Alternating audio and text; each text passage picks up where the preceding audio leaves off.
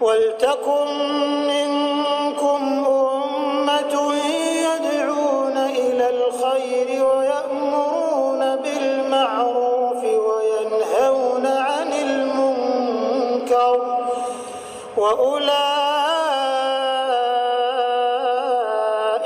هُمُ الْمُفْلِحُونَ. Bismillahirrahmanirrahim.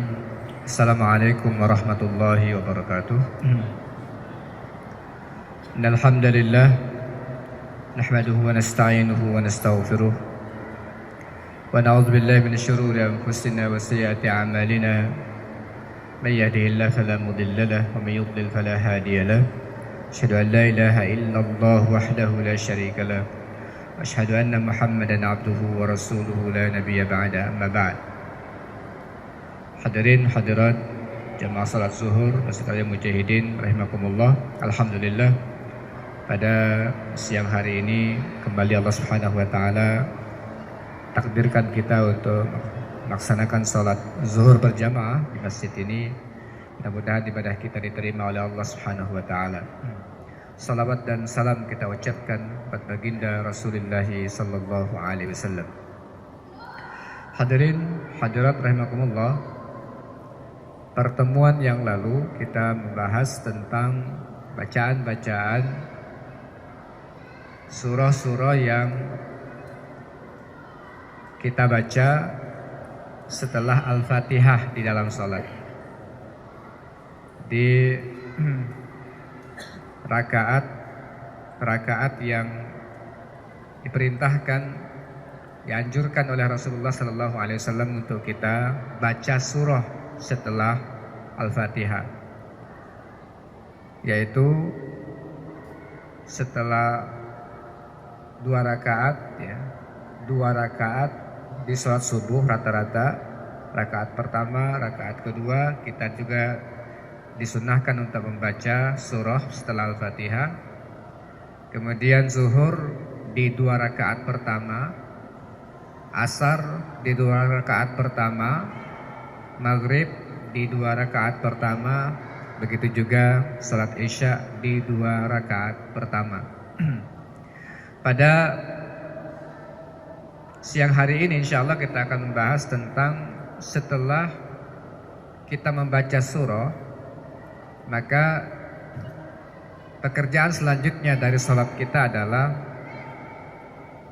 ruku. Setelah kita membaca surah, maka selanjutnya gerakan selanjutnya adalah ruku.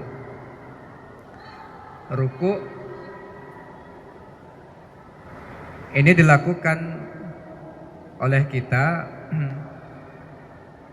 sebagai tanda pengagungan kepada Allah Subhanahu wa taala yang Maha Agung, dan menunjukkan tentang betapa hinanya, betapa rendahnya, betapa kecilnya manusia di hadapan Allah Subhanahu wa taala. Memang setiap gerakan daripada salat kita secara umum menunjukkan tentang upaya kita, simbol untuk merendahkan diri dan menghancurkan bibit-bibit kesombongan yang mungkin muncul atau bersemayam di dalam hati kita. Kita berdiri tegak, kemudian dengan tangan di dada. Sebelumnya kita mengangkat tangan, lalu mengatakan Allahu Akbar. Selanjutnya kita ruku, selanjutnya kita sujud, duduk bersimpuh. Semua gerakan-gerakan itu sebagai simbol untuk menghilangkan kesombongan-kesombongan yang ada pada diri manusia di hadapan Allah Subhanahu wa taala. Sebab itu saat kita ruku, kita juga dianjurkan untuk membaca bacaan-bacaan yang mendukung gerakan kita. Di antara bacaan itu ada 5 bacaan di dalam ruku. Ada 5 bacaan di dalam ruku, dan yang paling sering kita baca adalah Subhana Rabbiyal Azim. Ini yang paling sering kita baca, Subhana Rabbiyal Azim. Yang lain adalah Subhanakallahumma Rabbana wa bihamdika Allahumma gfirli. Itu yang kedua, Subhanakallahumma wa bihamdika Allahumma ighfirli. Subhanakallahumma Rabbana wa bihamdika Allahumma firli. Itu bacaan kedua. Bacaan ketiga, Subuhun Kudus Rabbul Malaikati Warruh. Ya, itu bacaan ketiga. Subuhun Kudus Rabbul Malaikati Warruh. Yang agak jarang kita dengar adalah bacaan yang keempat, Allahumma laka raka'tu wa bika amantu wa laka aslamtu khasha'a laka sam'i wa basari wa mukhi wa 'azami wa 'asabi wa mastaqbala bihi qadami.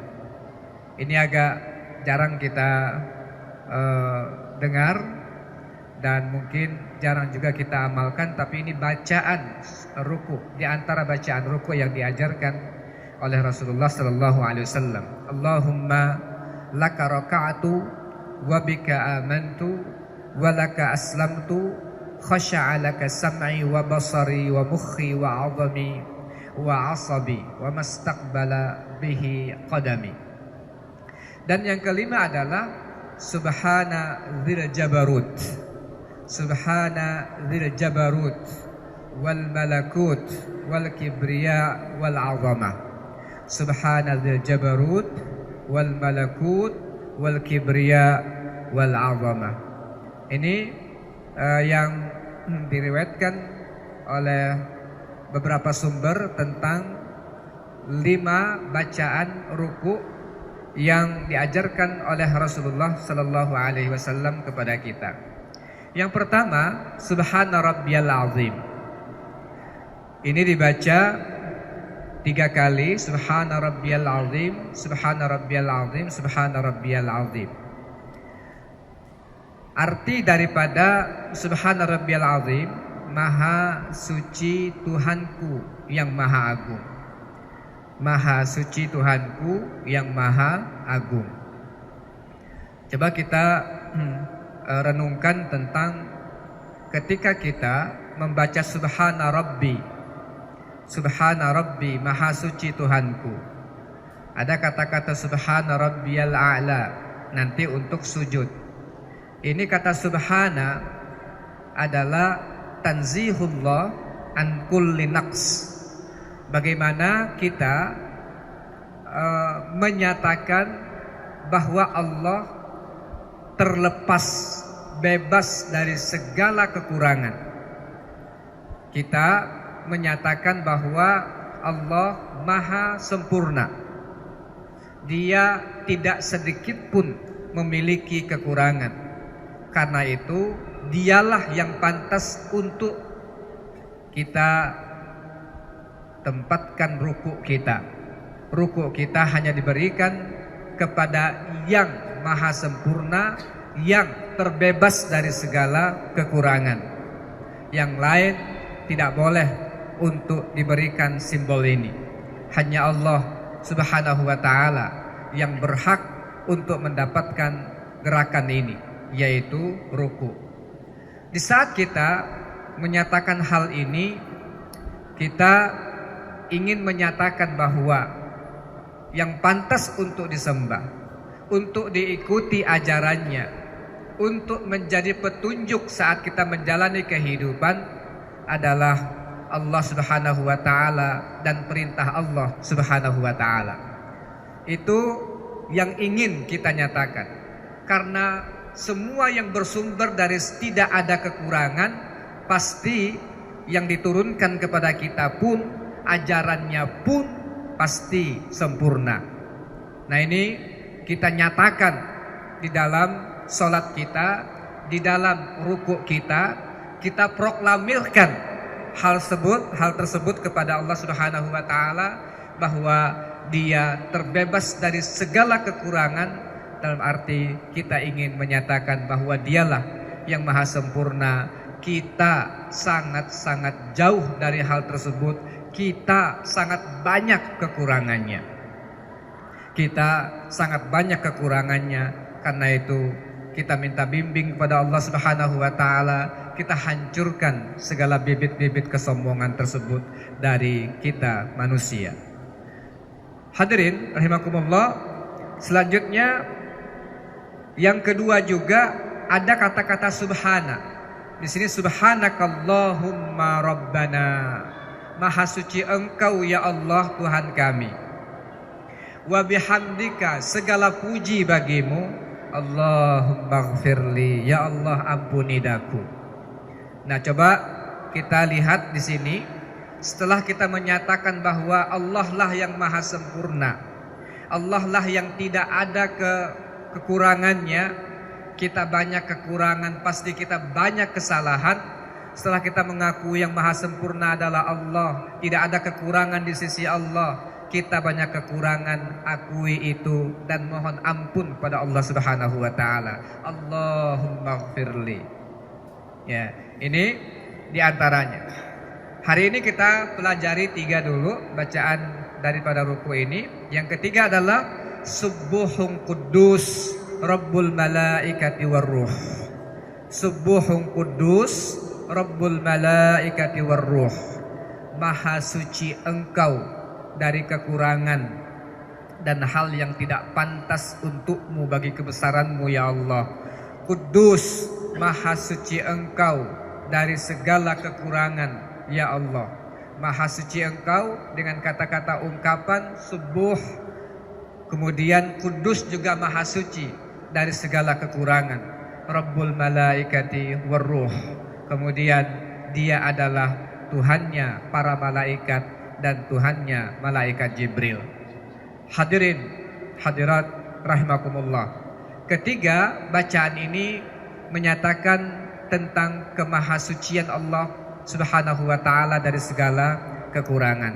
Dan tentunya dari situ kita menyatakan diri kita serba kekurangan, yang memerlukan bimbingan dari yang tidak memiliki kekurangan, agar kekurangan-kekurangan kita diampuni oleh Allah Subhanahu wa taala dan kita dibimbing supaya tidak selalu melakukan kekurangan-kekurangan itu, lebih mendekati kepada yang lebih baik dari hari ke hari.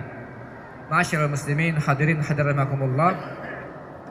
Sebenarnya yang hendak kita lakukan setelah itu adalah outputnya di luar. Setelah kita menyatakan bahwa Allah maha sempurna, tidak ada kekurangan, apakah selanjutnya dalam praktek kehidupan kita sehari-hari, setiap peraturan Allah, setiap ajaran Allah itu yang kita lebih dahulukan, atau malah kita lebih suka mencari ajaran yang lain? Ini prakteknya dalam kehidupan, bukan sekedar kita nyatakan saat kita sholat, bukan sekedar itu, tapi kita meyakini bahwa Allah maha sempurna, segala ajaran Allah maha sempurna, tidak ada kekurangannya. Semoga dengan pernyataan itu selalu kita ulang-ulang, kita bangga. Baca Quran, kita bangga, pasti tidak ada kekurangannya. Ini pasti sempurna. Ajaran Allah, kita bangga melaksanakannya karena dialah yang paling terbaik, dan seterusnya dan seterusnya.